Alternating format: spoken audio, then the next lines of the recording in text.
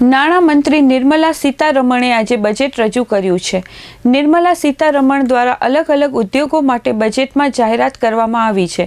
ત્યારે આમ આદમી પાર્ટીના કાર્યકારી અધ્યક્ષ અને સીએ કૈલાસદાન ગઢવીએ આ બજેટને લોલીપોપ સમાન ગણાવ્યું છે।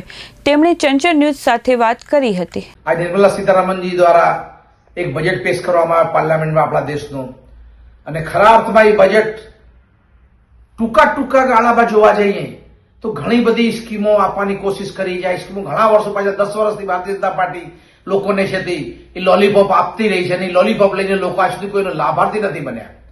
પણ એના સામે જે આજની તારીખમાં જે આજનો બજેટ, એમાં સૌથી સારી વસ્તુ વખાણ કરવા જેવી એ છે કે ઇન્કમ ટેક્સ સ્લેબમાં મોટે પાયે ફાયદો કરાયો છે। 12 લાખ રૂપિયા સુધીના જે ઇન્કમ ટેક્સનો રેટ છે, જેના પર ટેક્સ લાગતો નથી, નીલ ટેક્સ છે, એ બહુ સારો આવકારદાયક પગલો છે।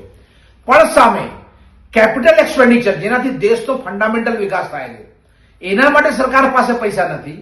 સરકાર જે બજેટરી ડેફિસિટ, જે કોઈ પણ દુનિયાના કોઈ પણ દેશના કોઈ પણ બજેટ માટે સૌથી મોટો સ્ટેન્ડર્ડ બજેટ કેટલો સારો ખરાબ છે એ આપણે બજેટેડ જેને ફિઝિકલ ડેફિસિટ કહીએ, જે સરકારે ટાર્ગેટેડ 4.8 થી ઘટાડીને 4.4 કરવાની વાત કરી છે। પણ આ 0.4% પૂરું કરવા માટે પૈસા ક્યાંથી આવશે? તો એ એટલે શું બધું લોન લઈને કરશું।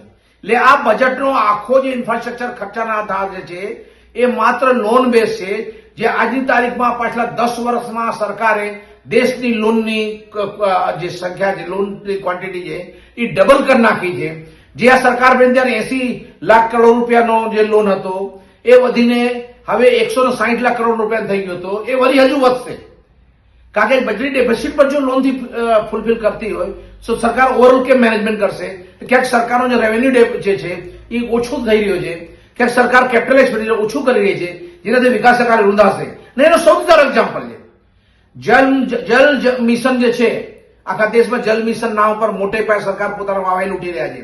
ક્યાંક પાઇપલાઇન નખાય તો પાણી નથી નીકળતો, ક્યાંક બીજા ભ્રષ્ટાચાર ચાલી રહ્યા હતા। પણ એના લીધે બજેટની વાત કરીએ તો એક વાત છે કે જલ જીવન મિશન ઉપર જે બજેટ સરકાર ફાળવવામાં આવી છે, હવે ખરા અર્થમાં તમને જાણી નવાઈ લાગશે। તમે બજારમાં તપાસ કરો ગવર્મેન્ટના અલગ અલગ વિભાગોમાં જે આ પ્રોજેક્ટ ચાલી રહ્યા છે, ત્યાં પાછલા 8 મહિનાથી 1 રૂપિયાનું પેમેન્ટ નથી આવ્યું। વળી સરકાર પૈસા ફાળવી રહી છે, તો ગયા ફેરા ફાળે તે પૈસા કેમ નથી ફાળવ્યા?